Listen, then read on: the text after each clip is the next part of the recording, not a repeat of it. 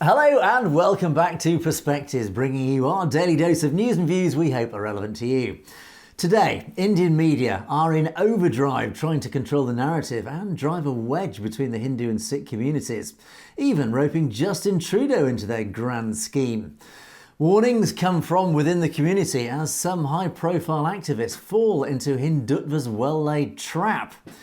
Pakistan asked for Sikh pilgrims not to bring rupees but US dollars. Are the comments that India's economy is built on sand proving to be just absolutely correct? And 5 days to go until the next round of the Khalistan Referendum in New Zealand kicks off. Well, all this and more in today's show. Joining me as always for Perspectives is our very own correspondent in Canada, James Cousineau. Good morning, James. Good morning, Angus, and good morning to our amazing viewers out there. We are toying with the idea of doing Perspectives across Canada, doing a tour, stopping at Gurdwaras and talking with Sikhs in Canada. So if you would like us to visit your city and you like the idea, by all means, let us know in the comments. Indeed, Perspectives on tour. Well, James and I together will be bringing you our perspectives on the daily news affecting the Sikh community across the world. And of course, as usual, we'll be taking a look at loads of your great comments at the end of the show, which have been filling up below our video. So thank you as always for those. Okay, James, let's get things going. What are you going to start us off with this morning? Next stop, New Zealand, Angus. The Khalistan Referendum is making its way around the world, and on the 17th, it will be officially in New Zealand for those to get out and cast their ballots. Now, this, of course, is an exciting day for the Sikh community there in New Zealand, but also worldwide, because we want to see people getting out, we want to see people voting, and we want to see just the community support and that bridge being built even further. Now, of course, we know that the Khalistan referendum has happened in cities around the world, and I was fortunate enough to attend events both in Surrey. There were 2 dates there because the lineup was so large they couldn't get everybody in to vote on the first day, so they had a second day added. So it shows the amazing turnout, and when Modi continues to say it's a fringe movement, this just shows that he doesn't know really what's going on, or he's just obviously downplaying the impact and the support that the Khalistan referendum has on the world stage. Now, with it stopping in New Zealand on the 17th, we know that events have already been scheduled, and we encourage those who are able to get out and vote to do so. Whether it's a yes or a no, it doesn't matter. That's your personal choice. But at the end of the day, it's all about getting out and exploring the opportunity to have your voice heard. Now, with the local community, of course, we have to look at what's been going on in the international stage when it comes to the violence. Now, the Hindutva radicals have been trying to incite violence and discord between the Sikh community and the Hindu community throughout Canada, the US, and other locations. And so, of course, this will be a concern. So, what is it in New Zealand that we're looking at? Well, let's start with numbers. Now, the Sikh population in New Zealand comes in at about 54,000 people, and that is actually one of the largest growing religious and cultural groups in New Zealand's growth. And that is also looking to the other side with the Hindu population of approximately 154,000 individuals. And again, the Hindu population is another part of the vastly and rapidly growing population in New Zealand. The concern really is not between the two groups, but instead what the Hindutva radicals have planned to interfere with the Khalistan referendum in New Zealand. So, of course, law enforcement are going to be on edge. They're going to be upping the patrols. They're going to be upping their presence to make sure that this goes off as it has in other cities in a very peaceful and welcoming way. Now, for all of those who are not of Sikh background or that are not taking place in the referendum or taking a chance to vote in the referendum, I encourage you to still go by the referendum locations. Talk to the Sikh community. They are welcoming, they are warm, they're excited to be able to share their culture and their religious beliefs with you so you have a better understanding of what the Sikhs are fighting for and of their community as a whole. This is really a big step forward to eliminate the racism and the issues that are dividing communities. It brings people together. So again, I encourage you. I've been to the one in Calgary. I've been to the several in Surrey, and let me tell you, the welcoming reception that I get is just amazing. The opportunities to speak with people are amazing. And I'm going to take you quickly to a conversation, and I'm just going to play a little part of it that I had with Dr. Sandhu when I was at the Surrey location back, I believe that was September last year, but I could be off on the date, so don't quote me on that. But regardless, I had a great conversation. I just wanted to show a part of it because I want you to see how welcoming and willing they are to share the information with everyone who's in attendance. And we've seen that with the violence going on in Manipur and other regions of India where they are attacking and going after different groups, including the Sikhs, including Christians, and so forth. So I think that this is a very powerful vote. Not only in the results of the vote one way or the other, but also just in the awareness of what's been going on since 1947 with the separation of India, or when you go back to 1984 and the Golden Temple. I think that it's very important for the whole world to be watching what's going on. That's exactly right. Referendum is a journey to the destination, which is independence of Punjab. But while we are traveling the journey, walking the walk, we are achieving tremendous success. So just like, let's say, Modi's government promulgated farm laws. Those farm laws were not right for the farmers. They may be right for the high officials in the government or big business people, but it's not good for the small farmer. So when the referendum voting took place in London, October 31st, 2021, 3 weeks after that, Modi basically annulled the farm laws because it was that the Indian intelligence agencies told Modi that this is a threat to security and safety of India, therefore the law should be annulled, and he announced that we're going to annul it without having taken a vote in the member. So again, Angus, it just shows that the Sikh community is not only about the referendum in this whole campaign, it's about raising awareness for minorities. It's about standing up for the people that don't have a voice. And we know through experience that Modi doesn't allow the minorities or other people who are speaking out against the India government, against the RSS, against RAW. He doesn't allow them to have a voice. So it's so important that this international campaign for Khalistan also raises awareness of all of these other issues around the world, Angus. Yeah, I mean, well done once again to Sikhs for Justice for pushing the referendum. It's an enormous enterprise. I think just the simple logistics behind it are admirable, but to actually motivate the whole community, and well, certainly such a large part of the community to get out of their houses and go attend these events and cast their vote is such a laudable enterprise, and well done to Sikhs for Justice for doing this. It is, of course, a massive outpouring of a democratic voice. The community, the Sikh community, have been desperate, both in the Punjab and across the diaspora, to get their voices heard. And this referendum, even though it may be unofficial, it is one of the very rare opportunities that the community has to actually express their opinion, express their voices in public. And it will be heard by Narendra Modi. But more importantly, not just Narendra Modi, but the global community will hear this voice. So it really is so important that everybody makes such a huge effort to get out there and cast your vote, even if you're against it. But that's what democracy is all about, whether you're for it or against it. At least just get out there and cast your vote. And I'm encouraged to know that the referendum is being overseen by a whole panel of constitutional experts who are ensuring that the whole process and protocols are followed that would normally satisfy any official referendum.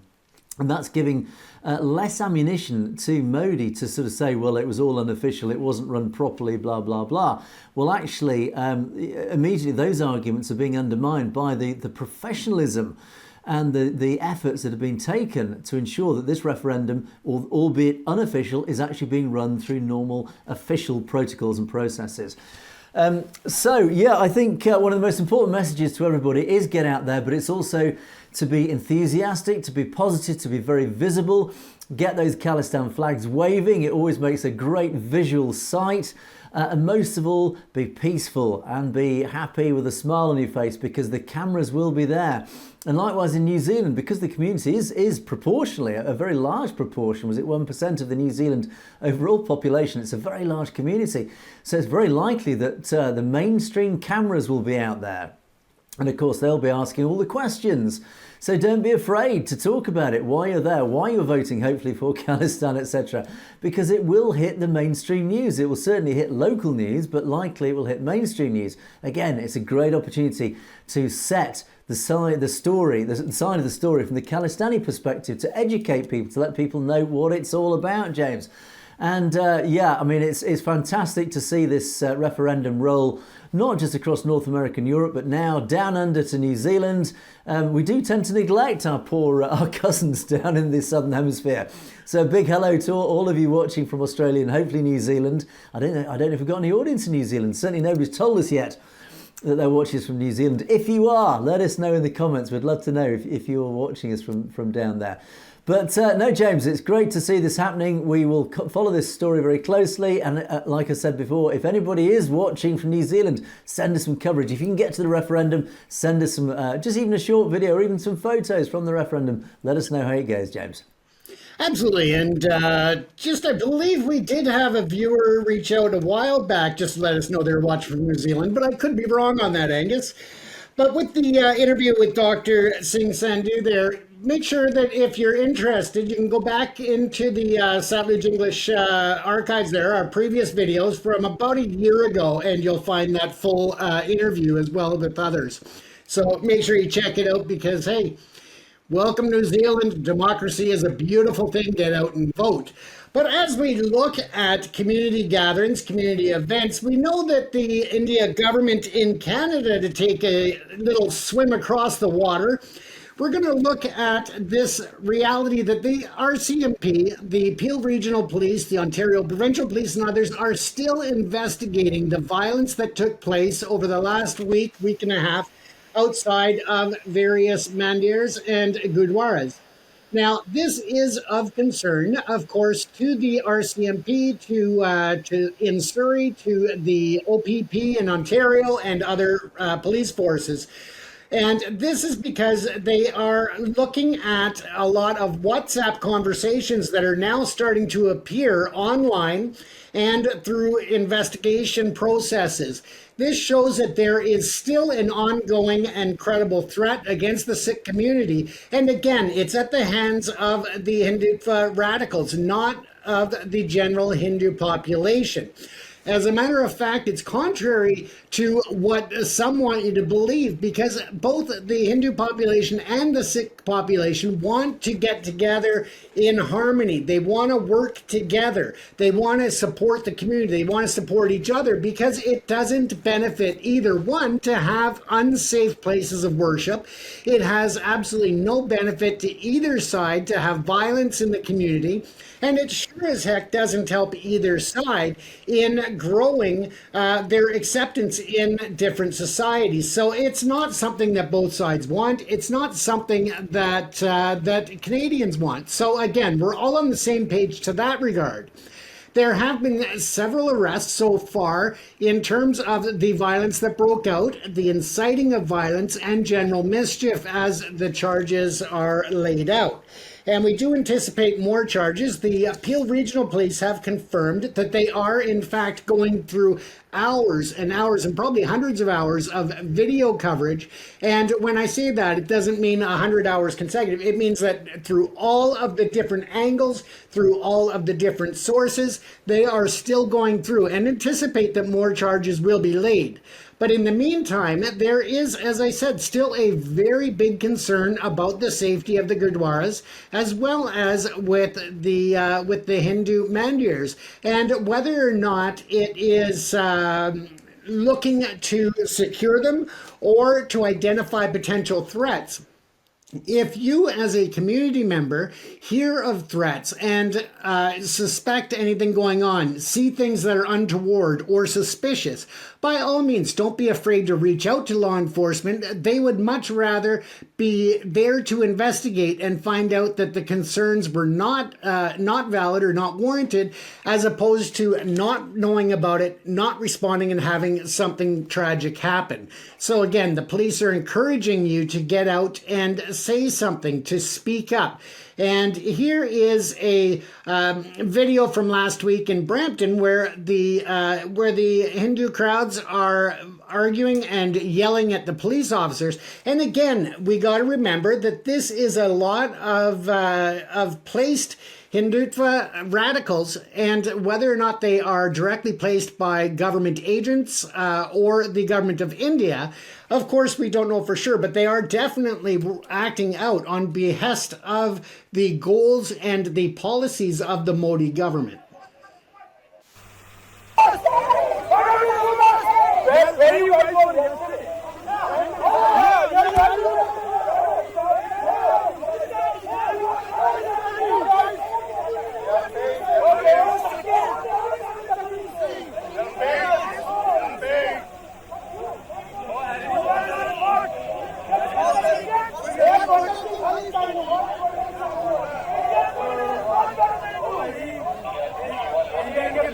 So again, it is definitely a concern of the police to nip this in the bud. But again, if you do see anything that is suspicious, make sure that you speak out. Make sure that you report it.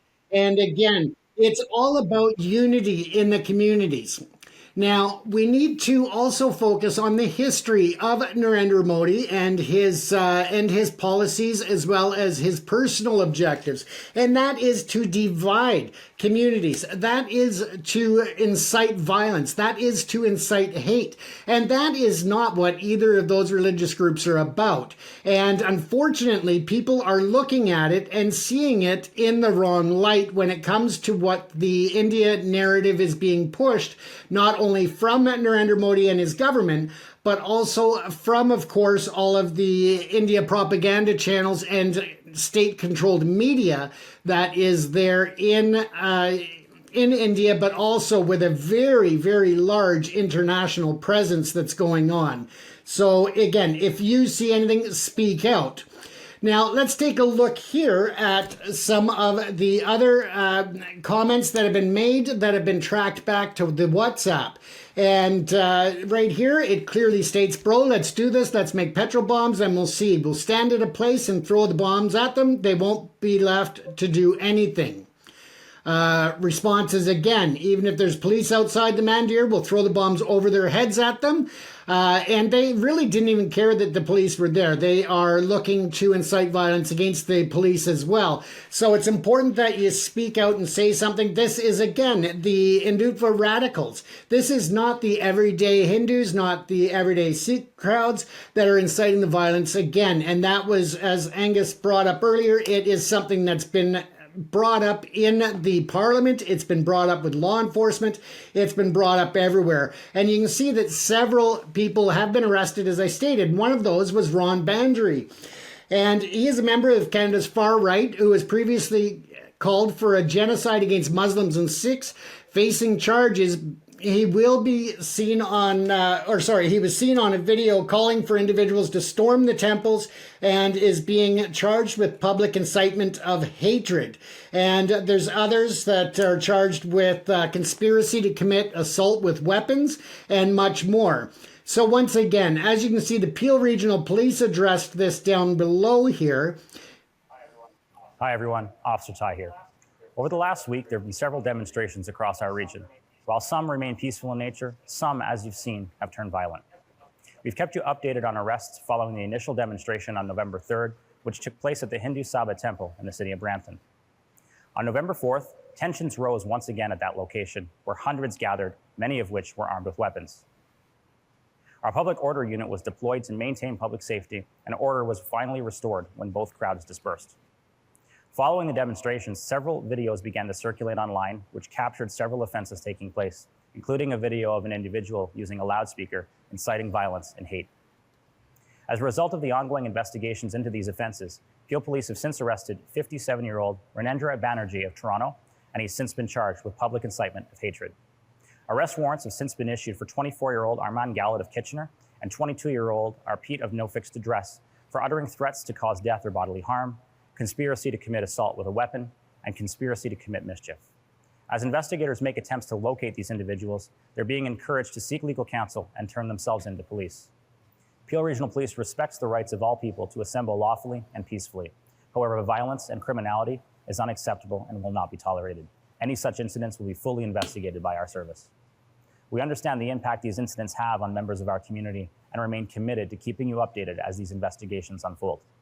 A detailed media release will follow, which will include a link so you can share important information with us. Thank you.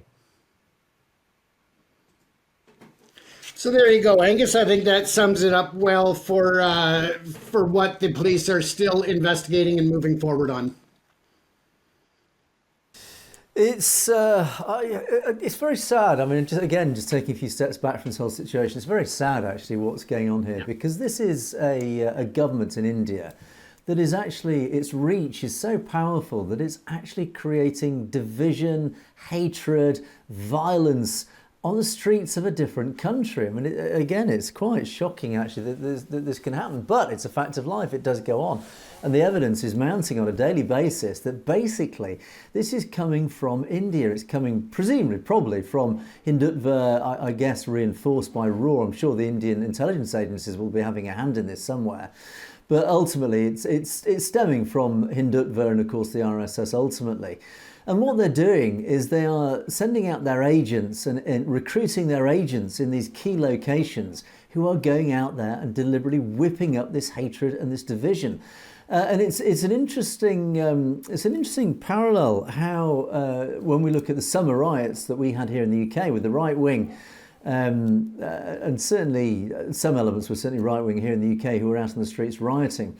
And what's happened here, as happened here in the UK, is that ordinary citizens who've literally probably never broken the law in their lives have been whipped up into an emotional, angry frenzy by people very skilled at this and probably very practiced at this. They know how human psychology works. They know how to push buttons.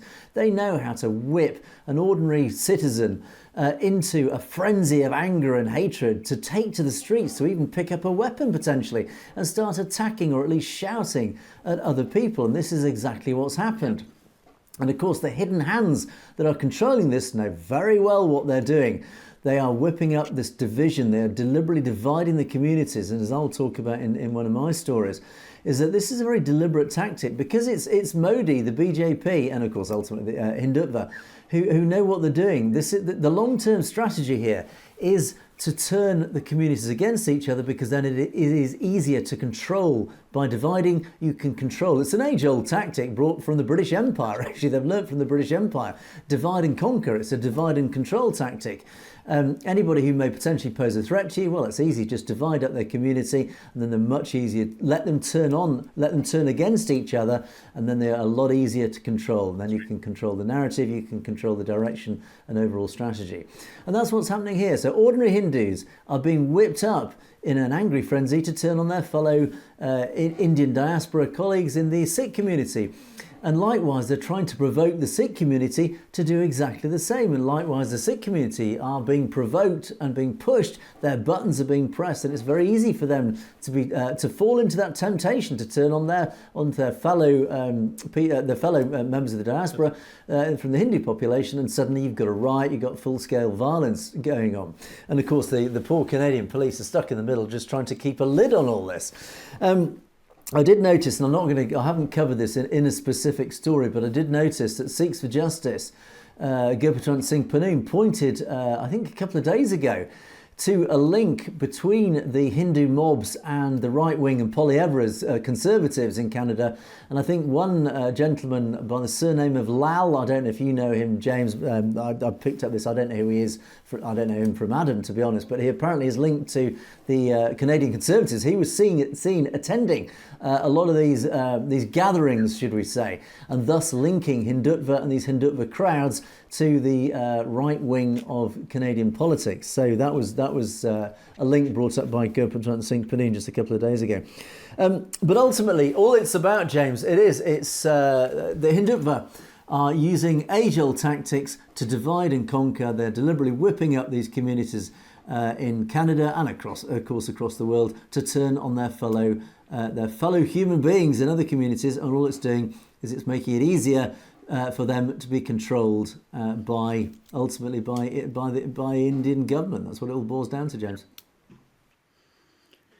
That's so true, Angus. And again, Lal is definitely somebody who is a very well connected within the Conservative Party of Canada.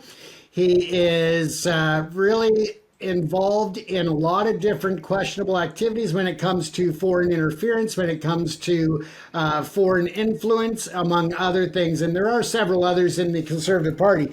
This goes back several years. Well, it goes back a lot further than that. But really what's coming out lately is the possible involvement of the India foreign interference in even as high as the leadership race of the Conservative Party of Canada. So we definitely look at the potential of a lot of Modi's influence happening within that party. Yeah, and actually there's an interesting parallel again between the UK and Canada here on the right-wing side, because one of our politicians, maybe the wrong word, but one of our activists, Tommy Robinson, who works on the right wing, he's been recruited indirectly, without, I think almost without him realising it. He's been recruited by the RSS.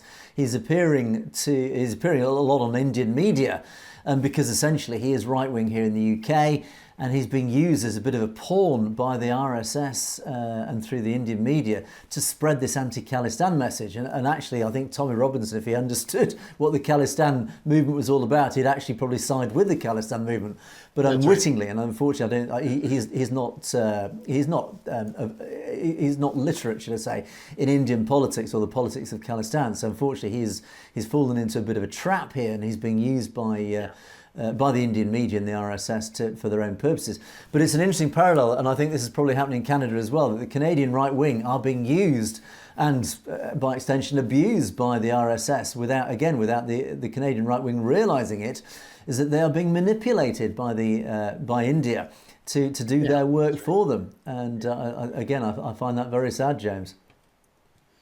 Absolutely, Angus, and I have to agree that I think the Hindutva media is definitely playing a role. And they not only press the stories about Khalistan, about India, about those things, they also get in and post stories pretending to be just mainstream Canadians that really push hatred towards the Liberals, towards Trudeau, towards policies such as immigration. So again, they just really, as you said, bring them into the circle without them even realizing that they're being played. Yeah, and it does actually bring me on to my first story, because this is the Indian media, as we often report, are absolute masters at trying to control the narrative, cherry picking facts from what's going on, and creating a whole new narrative out of it to suit their own purposes. And Justin Trudeau has also found himself the victim of this, where he's actually made a statement recently which has been picked up by the right wing in India, and his words completely twisted and manipulated to come up with a completely different narrative. And this is one of my go-to publications in India, because this is always a very good bellwether of how the Indian media are working and which direction they're going with any particular story. This is the Times of India. They reported, and the headline was, "Separatists don't represent Canada's Sikhs," according to Justin Trudeau. Now this headline, which is quite sort of shocking, is basically implying that Justin Trudeau is saying that these Khalistanis don't represent India, or don't represent the Sikh community. which on the face of it is like, whoa, okay, that's a little bit taking sides there. It's a little bit partisan. Now, you drill down into actually what Justin Trudeau said, and what he said was actually something quite different. And the Times article reports that, as it says, pro-Khalistan separatists don't represent the Sikh community in Canada, according to Justin Trudeau. News reports said that he made these remarks for the first time, and this again is implying how he's actually finally admitted. It's totally whipping up a complete false story out of what he said while addressing the Diwali event in Ottawa's Parliament. And there are many supporters of Khalistan in Canada, according to Trudeau, but they do not represent the Sikh community as a whole. There is no room for violence or intolerance or intimidation. That is not who we are, he was quoted as saying. And this comes, of course, after these violent clashes in Brampton that occurred a few days ago.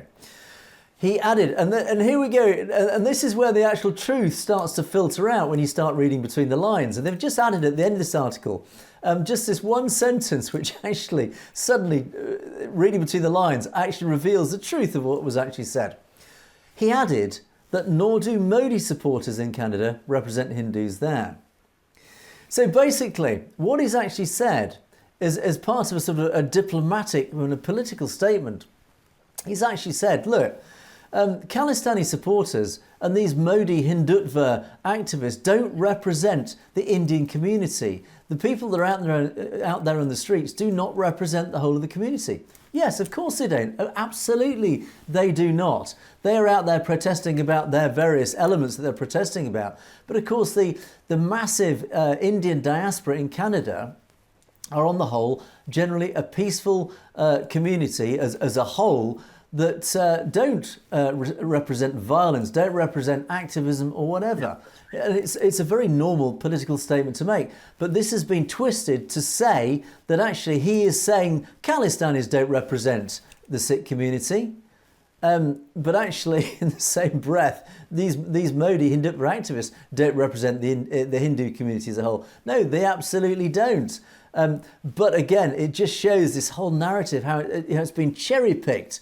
Just one sentence has been cherry-picked from a very normal, anodyne, pretty sterile, diplomatic, political statement, has been twisted into this headline that separatists don't represent Canadian Sikhs. That's right. Again, it's a subtle nuance, but it just demonstrates how the Indian media work. Now, there's another article that came out of the Times as well on the same day. And this again highlights once again how the narrative is being controlled by the Indian media. And again, how the RSS, this insidious organisation, has managed to infiltrate the media, infiltrate the narrative and take control of the narrative. And of course, any organisations that are massively funded by Hindutva and the RSS, who have powerful voices, how they again can get quoted by the media, get their voices heard in the media and get their message to dominate the media message. And this is the Hindu Sikh Global Forum, who got out there into the public. This is back in the Punjab, back in India, and they've managed to get in front of India's cameras, get in front of the Indian mainstream media, and of course get their message to the forefront. And what they have said is any true Sikh can never be a Khalistani. So, back in New Delhi, a tense situation, this is according to the article, a tense situation prevailed outside the High Commission of Canada as hundreds of members of the Hindu Sikh Global Forum, this is Renta Mob once again appearing in a protest, staging a protest in Chanakya Puri against the recent attacks and vandalism of Hindu temples in Canada. So again, they're getting this narrative out that it was Sikh activists who've been attacking the temples in Canada, the Hindu temples. Again, that's a completely false narrative. But here it is in mainstream Indian media. The blame is always again on the Sikh community. And now that there is the Hindu Sikh Global Forum are now protesting outside the Canadian High Commission in New Delhi, saying, look, what these Sikhs in Canada are doing, all these Khalistanis, they don't represent us. Yeah. Heavy security was deployed outside the High Commission. The protesters were stopped by the police. Several activists were seen attempting to climb over the barricades. Now, one of the spokesperson for this organisation, the Hindu Sikh Global Forum, said, An entire generation has been destroyed during militancy. They were either killed or they migrated to other countries. Then they introduced drugs to ruin the lives of our young generation in the Punjab. When they saw that Punjab was thriving, they started with religious conversions. Now this new thing of attacking temples has started. This is wrong and unfortunate. We're here to tell you that we are all together. A true Sikh can never be a Khalistani. If they want a separate nation, they should keep it limited to themselves. We want our tricolour and our country to be respected at all times. India's Sikhs stand with India and do not support Khalistan.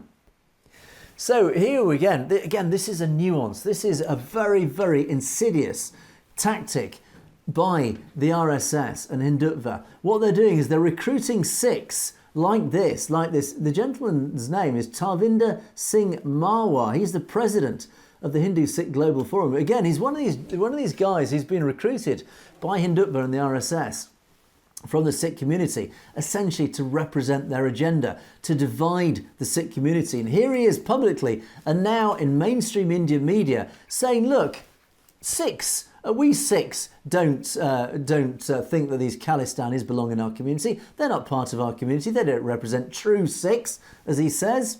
Well, I think there's an awful lot of Sikhs in the community that might disagree with that. Yet, here we have this Hindu Sikh Global Forum. And again, this is essentially a product of the RSS, where they've managed to manipulate Sikhs from the Sikh community into siding with the Hindu narrative and actually trying to divide the Sikh community and trying to marginalise the Khalistan movement. And so, by saying, and this is his words, a true Sikh can never be a Khalistani. If they want a separate nation, they should keep it limited to themselves. Again, see the divisive nature there. This is coming from a Sikh, I assume he's a Sikh gentleman. He claims he's a Sikh and a part of this Hindu Sikh Global Forum. But again, he's deliberately marginalising a massive part of the Sikh community of the Punjab by saying that a true Sikh can never be a Khalistani. See what they're doing here. And again, this is mainstream Indian news. I find it very sad, James, that once again we're having to report that the Indian media are adopting this divide and rule, this divide and conquer narrative. This is why the Sikh community must remain united. They must point to these, I guess they've been called fake Sikhs, these people who actually, although they come from the community, do not represent the voices of the community as a whole. And this again is why the Sikh community must unite and try and drive out these people from the community who are deliberately fragmenting, deliberately finding the cracks in the community and driving a wedge into these cracks to break up the Sikh community and break up the Sikh voice, James. Absolutely, Angus. And that's something that we covered earlier, is the ability and the freedom to place a vote yes or no when it comes to the referendum. But at the same time, you have media outlets such as this that are taking a very divisive and almost insightful tone to really push their own narrative once again that is just, so far from reality. And there's a couple of points also just to pull from this article. I mean, this president says if they want a separate nation, they should keep it limited to themselves. Well, okay, fine then. Have a referendum in the Punjab and grant them, if they vote for it, grant them a separate nation. It's a very simple solution. It really is the path of least resistance. If you've got a problem with it, the path of least resistance is give them a referendum. If they vote for it, let them have Khalistan, and then it ceases to be a problem. Yeah. And then one of the final paragraphs in this article actually reads as follows: the situation has drawn condemnation from both Indian officials and Canadian politicians, highlighting concerns over rising anti-Hindu sentiment in Canada. Again, this points this whole narrative. It's all about anti-Hinduism in Canada. Well, who's driving this anti-Hinduism? Ironically, it's coming from the Indian government themselves. They are deliberately creating this anti-Hindu sentiment in Canada. So again, it goes full circle. This is all coming from the Indian government itself, who are trying to deliberately create anti-Hindu sentiment. It's very, very transparent. Yeah. So let's move on to my second story. And again, this is all about this whole narrative of divide and conquer. This is all about highlighting the strategy that's emanating, that's sourced from India. So, I reported on a few days ago a Sikh organisation, Kendri Sri Guru Singh Sabha, the KSGSS, based in the Punjab, who've been keeping a close eye on this. They've sent out quite a few press releases, statements, public statements, essentially as observers of what's going on in Canada. And yesterday they released another statement condemning, of course, the attacks on the Gurdwara in Toronto. And they sent out a warning. And it's an interesting one, this, because they see what's going on here very, very clearly. They've asked Sikhs living abroad to be vigilant against the Hindutva designs aimed at provoking and targeting them to consolidate the ultra-nationalist forces against the Sikhs and other minorities. So the statement issued by the KSGSS General Secretary Kushal Singh, signed by various other members of the organisation, it reads, "As per the usual Hindutva practice, yesterday's protest against the Indian consulate staffers camping at the Toronto Hindu Sabha Temple was used as a pretext to mobilise ultra-nationalist elements against Sikhs and to attack their religious place. It seems that Hindutva elements were well prepared in advance and waiting for the opportunity to attack and spill out their venomous, aggressive propaganda." Sikh leaders also condemned a section of the media for its biased presentation and one-sided coverage of the Toronto incidents and ignoring the miscreants who resorted to provocative and fascist slogans and actions against Sikhs in Canada. And they continue to say the Hindutva politics already being practiced in Canada and other Western countries has only one agenda. That is to polarise residents of Indian origin there, to create a fake narrative that projects Sikhs as a threat to India. The Hindutva politics of targeting and demonising the Sikhs began in the 1980s, has strengthened in the past 40 years. That's why perpetrators of the Sikh massacre in 1984 have enjoyed impunity from the law and still remain scot-free, while thousands of innocent victims are denied justice until today, said the Sikh leaders. Now, final key paragraph. "We therefore appeal to the Sikhs abroad that they must avoid falling into a Hindutva trap. They should act democratically, taking inspiration and direction from Guru Granth Sahib Ji and the Gurus." Now, very important statement this. It's very, very transparent what's going on here. The Hindutva forces were prepared for this. They knew what was going on. They had, as this statement says, they were well prepared in advance and waiting for the opportunity to attack and spill out. So, to the Khalistan campaigners who were protesting outside the Hindu temples, you were the victims of a trap here. It was a well-laid trap. The Hindutva forces knew exactly what they were doing. And they were provoking the Sikh protesters. They knew very well that they could easily provoke the Sikh protesters. The whole thing was planned in advance. The whole thing, all these mobs, these Hindu mobs who poured out into the streets were ready, waiting for that trigger to go. They poured out into the streets and lo and behold, out they went. Now, on the whole, the Khalistan campaigners and protesters were pretty peaceful. They were pretty restrained. Unfortunately, not all of them. As it turns out, and it does turn out, unfortunately, here's a press release from the Peel Regional Police, who were obviously the local police on the scene. Investigators from the 21st Division Criminal Investigations Bureau and Strategic Investigation Team have arrested and charged another individual involved in the violent demonstrations at the Brampton Mandir. On Sunday, Peel Regional Police responded to an altercation during a demonstration at the Gore Road in Brampton. As tensions between opposing sides increased, the demonstrations became physical and assaultive. Police began investigating several offences that occurred during the demonstration, many of which were captured on video. Please remember, all these demonstrations, there are so many videos in action. People have got mobile phones. Hindutva forces are using their mobile phones all the time to capture material that they can use and then turn against the Sikh community. And then the Peel Police press release continues, including individuals using flags and sticks to assault people. Very clear what's happened here. One of the individuals has since been identified as 35-year-old Inderjit Gosal of Brampton. He was arrested, charged with assault with a weapon. He's been released on bail on conditions and is to appear at the Ontario Court of Justice in Brampton. A strategic investigation team dedicated to investigating incidents and criminality has been formed. We'd like to remind the public that complex investigations such as these take time, that individuals are arrested and will be identified in no specific order, etc. And investigators are continuing to analyse hundreds of videos of the incidents. So it's so frustrating that our messages to remain peaceful are falling on deaf ears, but it's unsurprising. The Hindutva forces know what they are doing. That Inderjit Gosal, it's very clear what's happened. He's been provoked. He's been carrying, and here are the key words, individuals using flags and sticks to assault people. It's very obvious. I don't even need to have been there to know what's happened. Hindutva forces have gone out there, they've provoked, they've gone up to the Khalistani activists and they provoked them. And of course, being human beings and of course being Sikhs who are defensive in nature have responded in kind with their flags and their sticks. Basically, they're holding a great big flag. What are you going to do when you're attacked by the Hindus? You're going to respond with this flag. And of course, the Hindutva forces have got this on video.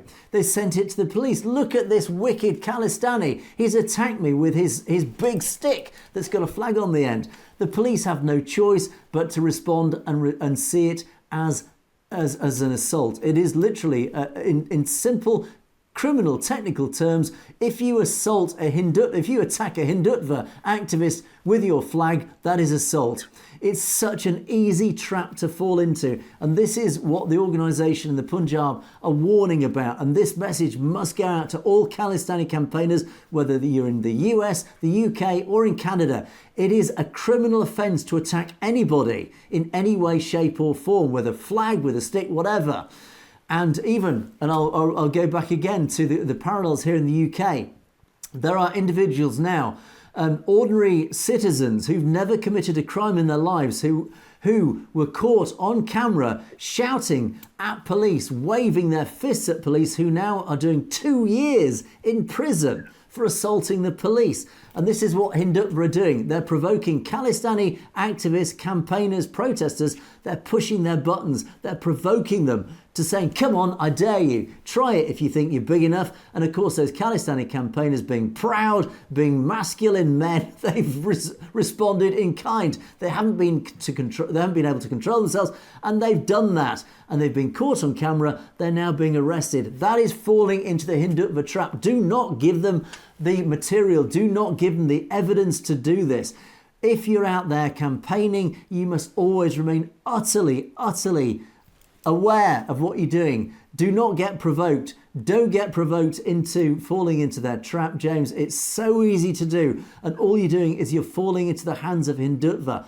The reason why the PR war is being won by the Khalistan campaign and the movement is that at the moment, most of the violence is coming from Hindutva. They're getting desperate. They are pouring their armed mobs into the streets. That's being videoed. That is doing the rounds on social media. That's why they are losing the war. That's why they're losing the propaganda war. Unfortunately, mistakes like, Inderjit Gosal, who got caught on camera responding and reacting, that is undermining the Khalistan cause. Don't fall into that trap. So, James, the message from us is very, very clear.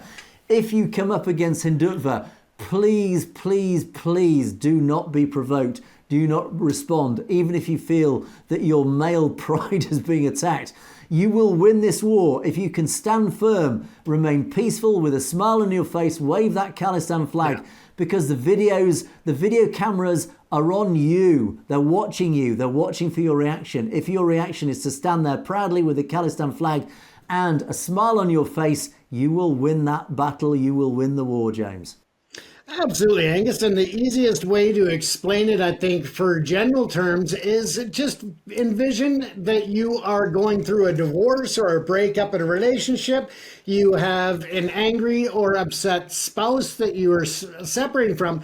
They know what buttons to push. They know what's going to get you riled up. They know what's going to piss you off. And they are going to know how to get a response out of you that they can record and use against you at a later time. And that's whether it's an ex-wife, an ex-husband, doesn't matter. It's all the same. They know what buttons to push. They know how to get a reaction. And worst of all, they know how to use it against you. Absolutely, indeed. As one who's gone through a divorce too, I totally understand that metaphor. So do not fall for the Hindutva trap. It's just a simple message from us here at Satellites. Please don't fall into that trap. This war will be won, but we must play it very intelligently and very carefully. So let us move on and change the subject completely, but let's remain with India.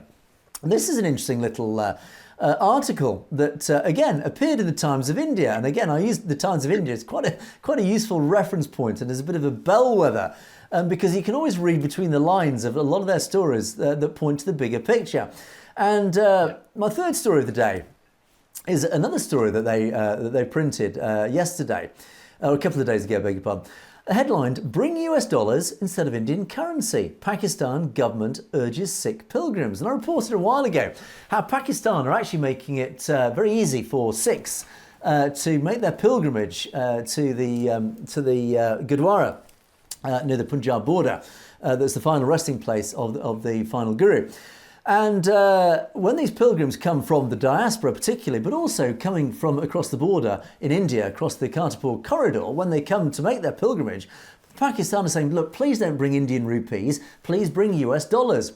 And the article itself says, grappling with a foreign exchange shortage, the Pakistan government has reiterated its advice through their PSGPC for Indian pilgrims travelling to celebrate Parkash Purb, to carry US dollars instead of the Indian currency during their pilgrimage, which begins on November the 14th. Now, they're saying this, the article goes on at a bit of a tangent, saying basically the money exchanges in Pakistan basically ripping off the Sikh pilgrims in terms of the foreign exchange that they're offering. But we read between the lines here. And the point is, and this actually refers back to one of our commenters, one of our very intelligent comments we had in recent days. And it was one of our commenters said, look, actually, if you look at the Indian rupee, India on the whole is a net exporter. Is a net importer. It needs to buy in its goods and services from abroad. It's formed a member of the BRICS economies, of which, of course, is dominated by its arch rival India. But India is a massive exporter. It is basically the world's global manufacturer. It is a massive exporter, and by doing that, it is accumulating lots of hard, valuable currency. India, on the other hand, is a net importer. The rupee is a very questionable currency in terms of its actual value. How valuable is the rupee?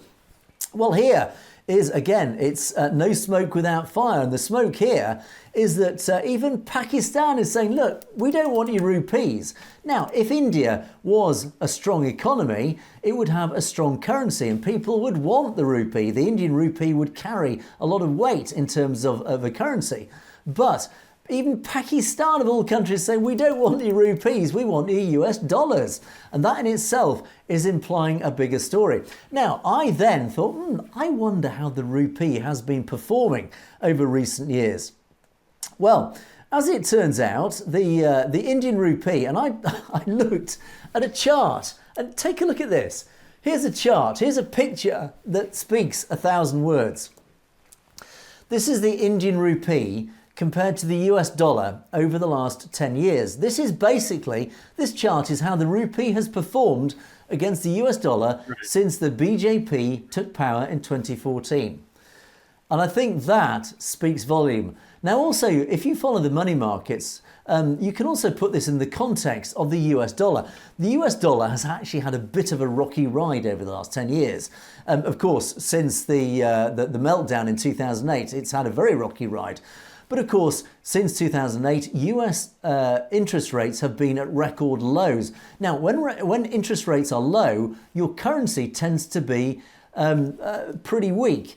People don't want your currency because essentially that country is not paying a high interest rate. You're not getting a big return on your currency. So in theory, the US dollar should be quite weak over this period.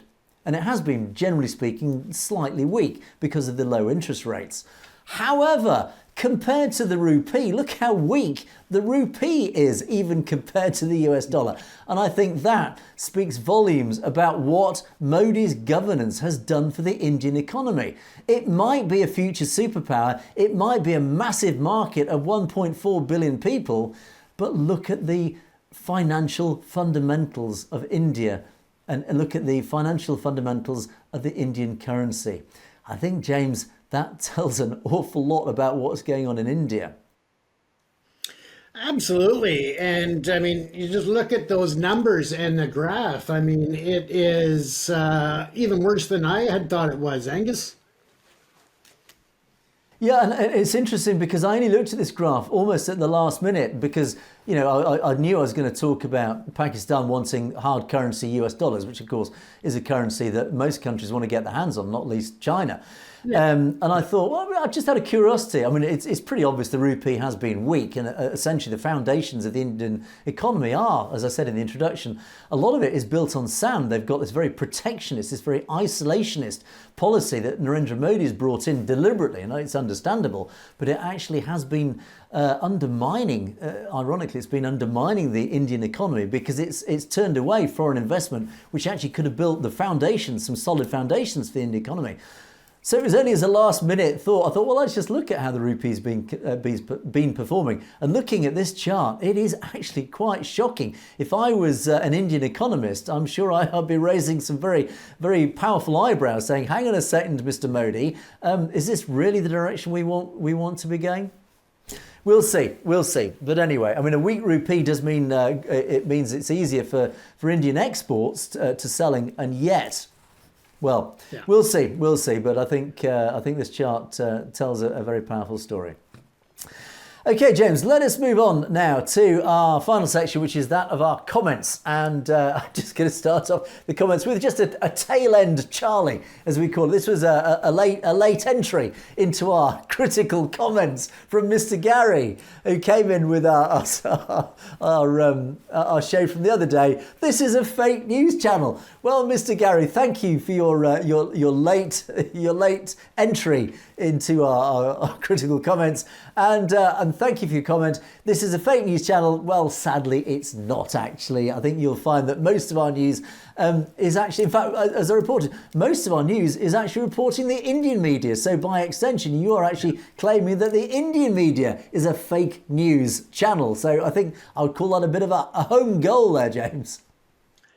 Absolutely. And I mean, it just takes somebody to open their eyes and look at the news cycle around the world and what's going on to know that we are maybe not the same as the Indian news, because we are providing the truth and the counterbalance. So figure it out. Obviously not, we're not fake, Angus. Indeed. And the simple answer also is if you think we're reporting fake news, point out what is fake and why. Point to any contrary evidence, because what we often do is we'll show the Indian version and then we'll show the truth, which is corroborated because we've got evidence to prove that what India is saying is fake. So, but anyway, but do keep watching and do call us out again if you think we're not telling the truth. Right, my interview last week with Dr. Greywells is running on and on and on. It's the comments have been pouring in with loads and loads of great comments on this story. And again, we were talking about the establishment of Khalistan. Vinny Chuan says, like many have said, oh, dream on. Well, actually, we are dreaming, and this is a dream that is coming true because the movement, the momentum is gathering. Unfortunately for you, Vinny Chuan, it's becoming, this dream is solidifying. Sharad even says, Pakistani... Oh, yes, this is an interesting response, actually. And I reported this comment yesterday. Pakistani Muslims from Punjab evicted Sikhs to India. India gave them refuge, but the Canadian Khalistanis only want 40% of the Punjab and neglect Pakistani Punjab. And this was responding to... This is the argument. Why isn't the Khalistan movement demanding that Pakistan Punjab should become part of Khalistan? Well, K. Silamvadi responded with this excellent response. Pakistan did not promise the Sikhs a fully autonomous state. India did, and India went back on their word. Now, I've not raised this point, and thank you, K. Silamvadi, for raising this point. This is a very, very valid point. At partition, Sikhs were deeply, deeply betrayed by the Brahmins. They were basically, in simple terms, the Brahmins said to the Sikh community, look, if you work with us, we'll get our independence, you work with us along the lines that we're setting out, we will grant you autonomy for a separate Sikh state. And they were betrayed. When partition happened, they went completely back on their word, and all that's happened, of course, since 1947 is that what should have been Khalistan has been divided up and then divided up again. Pakistan didn't make that promise. Pakistan, Punjab did that. It was India who did that. So actually the attention and the demands for Khalistan should be that the Indian side of Punjab should become Khalistan. And actually I think that is a very, very powerful argument to explain why, initially at least, it should be the Indian side of the Punjab that should become Khalistan, at least as part of the first phase. James, I don't know if you have any comments on that one. No, and that's something that I've said before, and this just brings validity to that comment that I made the other night as well. Yeah. Now, Mohand and Noah makes a very valid comment about the old Sikh Empire.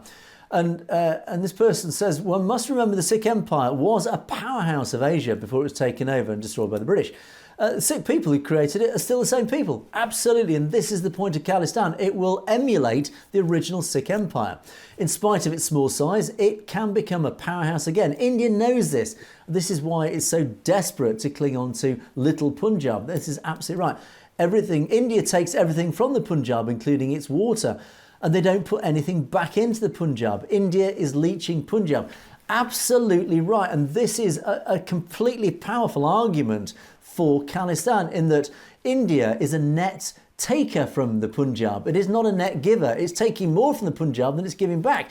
It's taking its agricultural produce. It's taking its water. The massive water resource of the Punjab is being denuded, is being sucked away from the Punjab to the detriment of the Punjab's farmers. It's feeding downstream to Maharashtra. It's being channeled into other parts of India to irrigate other parts of India, not to actually feed the agricultural powerhouse that is Punjab. And as I said yesterday, and actually I think in the interview, I mentioned it's the mismanagement of the Punjab's water that has caused so many of these problems.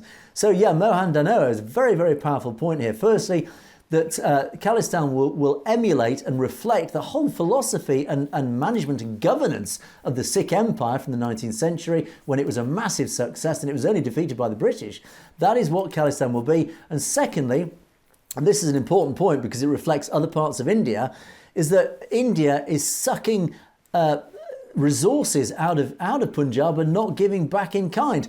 And this is what's happening to many other parts of India. And this is why many believe that other parts of India will break away.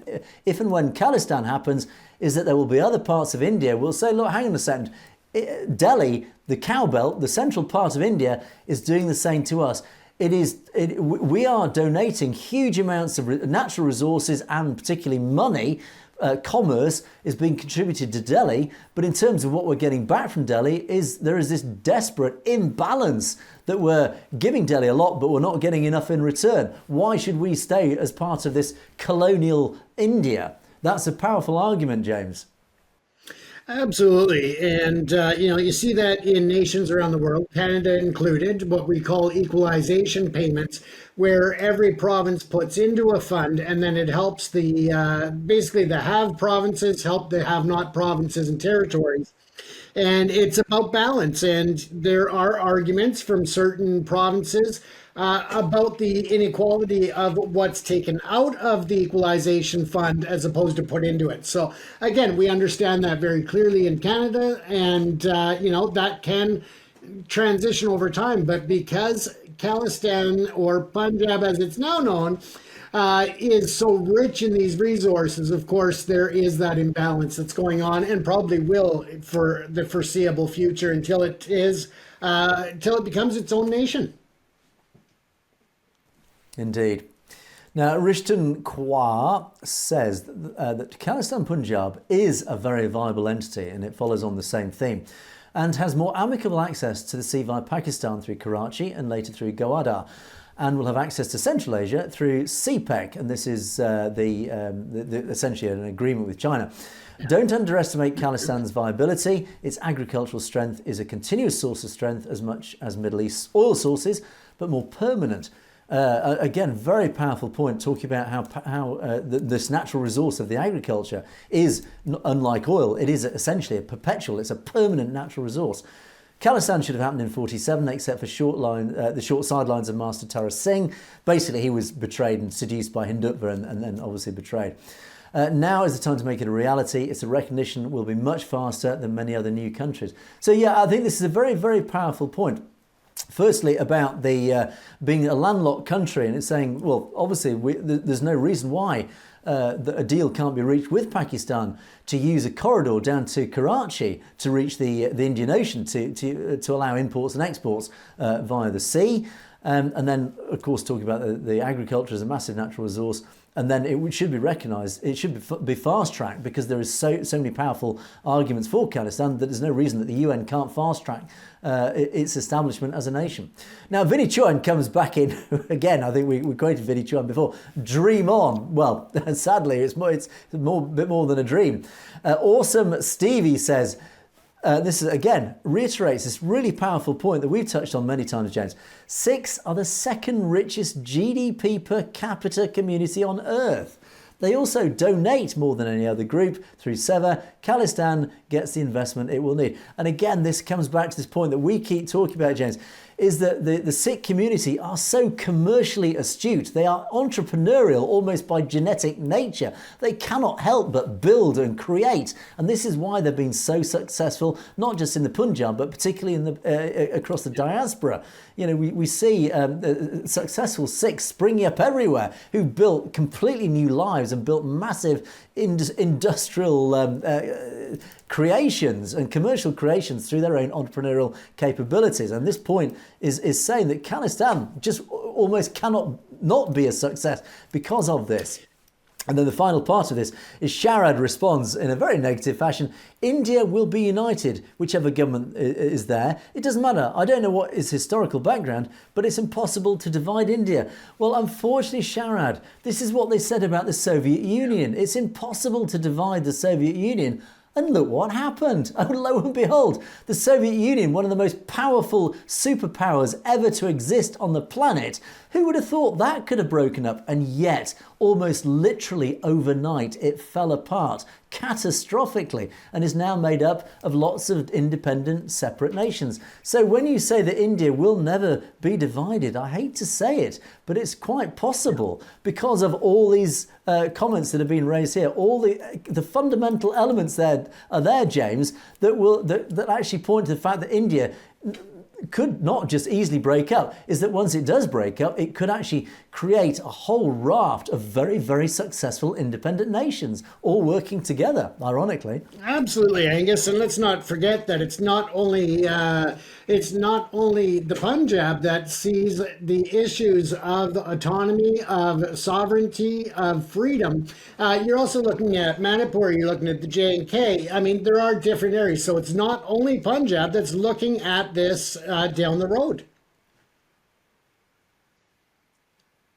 Kuldip Parora says, totally on the nose here, Modi's trying to divert people from, I can't fully interpret this, but basically what the comment here, to paraphrase this comment, is the whole thing is a diversion. Yes, you're absolutely right. Well spotted. It's actually not that hard to recognise. More and more people are starting to realise. Obviously, we in the community recognised it, but even the mainstream now, I think, are starting to wake up to this fact.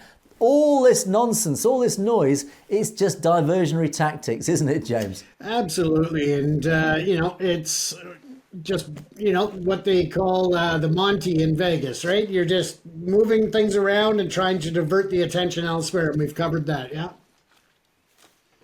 Indeed. Of course, sorry, I've just interpreted your comment, Kuldip. It's Shah, Amit Shah. That's what you're referring to. Of course, it's trying to divert away from Amit Shah's naughty behaviour. So yeah, absolutely on the nose with that one.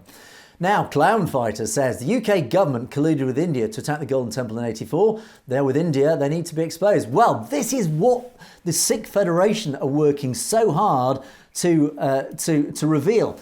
The Labour government have promised an investigation into what happened in 1984 and the British government's involvement. We do know, and if you watch some of my interviews with Devinderjit Singh of Sikh Federation in the past, he details all sorts of quite shocking revelations of what happened in 1984 and the collusion between the British government and the Indian government in June, and actually the months leading up to June. There was reference to the SAS getting involved. They were consulted for advice, etc., etc. So yeah, we do know that there was some collusion.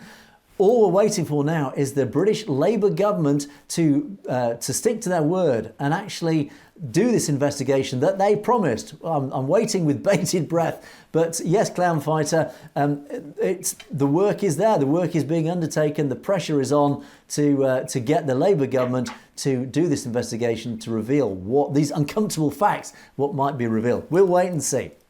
Now, 27499 says, carry on this great work you're doing. Well, thank you very much. Please carry on with your great comments. Just curious, what do you think will be different for the Khalistan cause with Trump being in the White House? There's a question, James. What do you think about Trump's, how do you think Trump's going to affect the whole Khalistan issue? I think it depends on what's in it for Trump. And you know my opinion on Trump, so I'll leave it at that for the most part. I do think that there is some benefit there, though, with Trump cracking down on freedom of speech to make sure that it is restored to a higher level, that you're allowed to speak out more. Also, with the U.S. government speaking out about foreign nations and their support for freedom of speech on Twitter, now X, and other social media platforms to take that censorship away could definitely benefit the Khalistan referendum, because people in India may end up with more access to information and the truth, and that is definitely a benefit to the world. Yeah, I think you hit the nail on the head there, James, with that simple statement. What's in it for Trump? And I think that will dictate what his attitude towards Khalistan will be. And I think there are very many powerful arguments for Khalistan, not least for the people of Punjab itself, but also for the West. And I won't sort of get into too much detail because we've talked about it a lot. But basically, I think there is a lot in it for the US. Trump is a pragmatist. He always looks at exactly what is in it for him and what is in it for the US. I think there is an awful lot in it, and I think there are a lot of powerful people who have their mouths close to his ear, and I think he will listen. And I think these powerful people are beginning to realise what Khalistan can bring to the West and Western democracies. So I would not be surprised, and I think Trump, I wouldn't be surprised if Trump does start moving, even potentially publicly, towards becoming pro-Khalistan, because he's going to want to apply some pressure on Narendra Modi, and certainly Khalistan is one area that is going to really hurt Narendra Modi. And I think the growing Khalistan movement is going to give Trump a lot of powerful elements that he can again pressure Modi into alignment to work with the West. So I think let's see. I think as I keep saying, the one predictable thing about Donald Trump is his unpredictability. So I think the simple answer to your question, 27499, is who knows? we should wait and see. But of course, we'll be following that very closely. And the final word of the day comes from Hat B, who says, the Indian government uses foreign people to counter protests against Khalistan supporters, as seen outside the Gurdasman concert. They didn't even know what was written on the boards. They were there just holding the boards upside down. But what would they know? Hopefully they got their payment. Powerful point here. The Gurdasman, those people who were supporting Khalistan were clearly rent-a-mob. And I think we see this a lot with Hindutva, James. I think there's a lot of rent-a-mob going on there. These are paid people who actually don't even know what they're representing. They're just paid, look, here's some money, just go out there and just protest and hold these placards. We see that an awful lot around the world, actually, don't we? Oh, absolutely. And it's like the old saying says, the money talks and the bullshit walks, Angus. Indeed it does. And on that bombshell note, we must draw things to a close. But you've been watching Perspectives for another day. Thanks so much for all your comments that have been coming in. Thanks so much for watching our shows and the support that you've been showing. It's been absolutely magnificent as always. Some great comments coming in. It's a shame we don't actually have more time to cover more of your comments. But do keep them coming in. And of course, don't forget you can message us directly at message@satellitetv.com if there's anything you'd like to bring to our attention that you don't want to put in the public domain. Thank you for all your emails that we have received in the meantime. But we must draw things to a close there once again. Thanks so much for watching once again. It is a goodbye from me and it is a goodbye from James. Stay safe, everyone. Thanks for watching Perspectives. We will see you next time.